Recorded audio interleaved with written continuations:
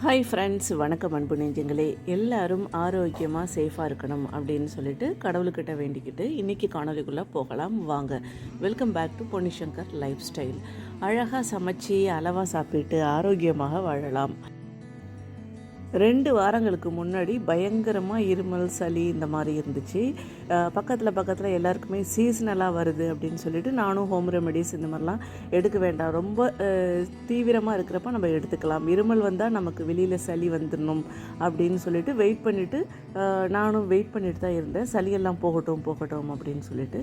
But ஆனால் இந்த ஒரு இரிட்டேஷ்னல் இருமல்னு சொல்லுவாங்க இல்லையா, ரொம்ப அப்படியே பயங்கரமாக அப்படியே அடிவயிறுலேருந்து பிடிச்சி இழுக்கிற மாதிரி இருக்கும் சில சமயங்களில் நமக்கு இருமி முதுகு, விலா எலும்பெல்லாம் வலிக்க ஆரம்பிச்சிடும். ஸோ அந்த ஸ்டேஜுக்கு அப்புறமா நம்ம ரொம்ப வெயிட் பண்ணக்கூடாது. ஒன்று டாக்டரை பார்த்துடணும், இல்லை ஹோம் ரெமெடிஸ் ஏதாவது ஸ்டார்ட் பண்ணிடணும். நான் சொல்கிறது வெறும் இருமல் சளிக்கு மட்டும்தான் ரெமெடி சொல்கிறேன். உங்களுக்கு ஃபீவர் இருந்துச்சுன்னா கண்டிப்பாக நம்ம டாக்டரை பார்த்து ஆன்டிபயோட்டிக்ஸ் எடுக்கணும்.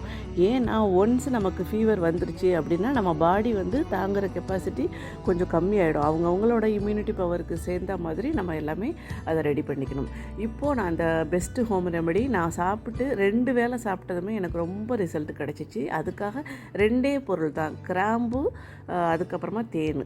கிராம்பு லேசாக சூடு பண்ணிக்கணும். அந்த சூடு பண்ணுற மெத்தடை மட்டும் நான் ஸ்கிப் பண்ணிட்டேன். அதனால என்ன ஆச்சுன்னா நான் உங்களுக்கு இப்போ சொல்கிறேன், இந்த தப்பு பண்ணினதுனால என்ன ஆச்சு அப்படிங்கிறத. கொஞ்சம் போல், அதாவது ஒரு 2 டேபிள் ஸ்பூன் அளவுக்கு கிராம்பு எடுத்துக்கோங்க. இல்லை உங்களுக்கு எவ்வளோ வேணுமோ அந்த அளவுக்கு, இந்த அளவுக்கு மட்டும் போதும். இதை மட்டும் லைட்டாக சூடு பண்ணிவிட்டு நம்ம ஒரு குட்டி மிக்ஸி ஜாரில் அதை பவுட்ரு பண்ணி எடுத்துக்கலாம். நல்லா ஓரளவுக்கு பவுட்ரு பண்ணி எடுத்துக்கணும். எனக்கு நான் லேசாக சூடு பண்ணாமல் எனக்கு ரொம்ப கஷ்டமாக இருந்துச்சு, உடம்புக்கு முடியல அப்படிங்கிறதுனால டக்குன்னு அப்படியே போட்டு அடிச்சிட்டேன். மிக்சியில் நல்லா அடிக்கிறப்போ ஒன்றுமே தெரியல. அதுக்கப்புறமா எடுத்ததுக்கப்புறமா இந்த டிரான்ஸ்பரண்ட் மிக்ஸி ஜாரில் ஓரம்லாம் அப்படியே ஒரு வெள்ளையாக படிய ஆரம்பிச்சிருந்துச்சு. அதாவது அந்த கிராம்புலேருந்து ஒரு ஆயில் மாதிரி ரிலீஸ் ஆகும்னு நினைக்கிறேன். அது ஃபுல்லாக அந்த சைடுலலாம் படிஞ்சிட்டு, இந்த வைத்தியம் இப்போ நான் புதுசாக கண்டுபிடிச்சதெல்லாம் இல்லைங்க. இது நம்ம பாட்டிங்க சொன்ன வைத்தியம் தான். ஆல்ரெடி ஒரு தடவை நான் ஒரு புக்கில் படிச்சிருக்கிறேன். நாட்டு வைத்தியம் அப்படின்னு சொல்கிற ஒரு புக்கில் பாட்டி வைத்தியம் அப்படிங்கிற தலைப்பில் கொடுத்துருந்தாங்க. இதை நான் எழுதி வச்சுருந்தேன். நாட்டு குறிப்புகள், மருந்து குறிப்புகள்லாம் எழுதி வச்சுருப்பேன். அதை பார்த்து தான் நான் இன்றைக்கி இதை செஞ்சு பார்த்தேன்.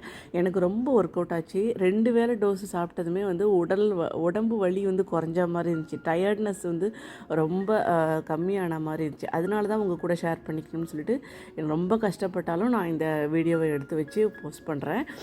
இதில் நான் 1/4 டீஸ்பூன் அளவுக்கு மட்டும் எடுத்துக்கேன். கொஞ்சம் குட்டியோண்டு, அதாவது ஒரு 2 பிஞ்சு இல்லை 3 பிஞ்சு மட்டும் போட்டுக்கோங்க.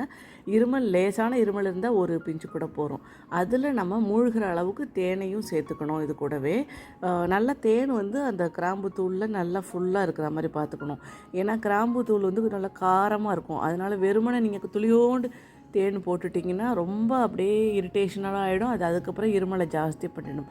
ஸோ மெடிசனை எப்படி சாப்பிட்ணுங்கிறத கரெக்டாக நம்ம செக் பண்ணிக்கிட்டு அதே மாதிரி சாப்பிட்ணும். கிராம்புத்தூள் ஃபுல்லாக கோட்டாகிற மாதிரி தேன் கொஞ்சம் கூட போனாலும் பரவாயில்ல, நல்லா கலந்து விட்டுட்டு நம்ம உள்நாக்கில் அப்படியே தடவி விட்டுறணும்.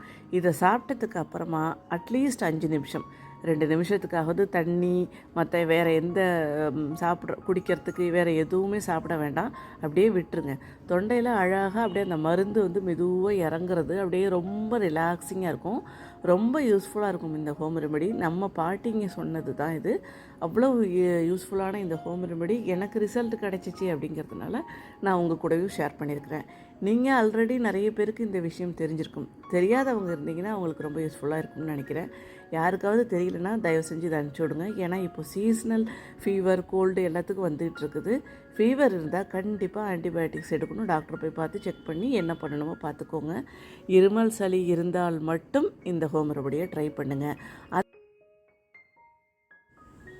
மற்றபடி எப்பொழுதும் போலவே நம்ம வெதுவெதுப்பான தண்ணி, ஃபுல் நேரமும் கொஞ்சம் அதிகமாகவே தண்ணி நிறைய சாப்பிட நமக்கு உடல் வலி, இருமல், சளி எல்லாமே கொஞ்சம் கொஞ்சமாக குறைய ஆரம்பிச்சிடும். இன்னொரு ஹோம் ரெமெடி ஸ்டார்டிங்கில் நான் காமிச்சிருப்பேன். மஞ்சள் தூள், மிளகுத்தூள் சேர்த்த பால். காலையில் ஒரு வேளை, சாயங்காலம் ஒரு வேளை, அதாவது நைட்டு படுக்க போகிறதுக்கு முன்னாடி மிளகுத்தூள், மஞ்சள் தூள் போட்டு பாலை கொதிக்க வச்சுட்டு அதில் நாட்டு சக்கரை கலந்து அதையும் குடிச்சிட்டு வந்தோன்னா தொண்டையில் கரகரப்பு இருக்கிறது எல்லாமே கம்மியாயிடும். இது முன்னாடியிலேருந்து நான் எப்பொழுதுமே ஃபாலோ பண்ணுற ஹோம் ரெமெடி ரொம்பவே யூஸ்ஃபுல்லாக இருக்கும். இதுவும் ட்ரை பண்ணி பாருங்கள். ட்ரை பண்ணி பார்த்துட்டு எப்படி இருந்துச்சு அப்படின்னு சொல்லிட்டு எனக்கு கமெண்ட்ஸில் சொல்லுங்கள். மீண்டும் ஒரு இனிய தருணத்தில் சந்திப்போம். Thank you friends. பபாய்.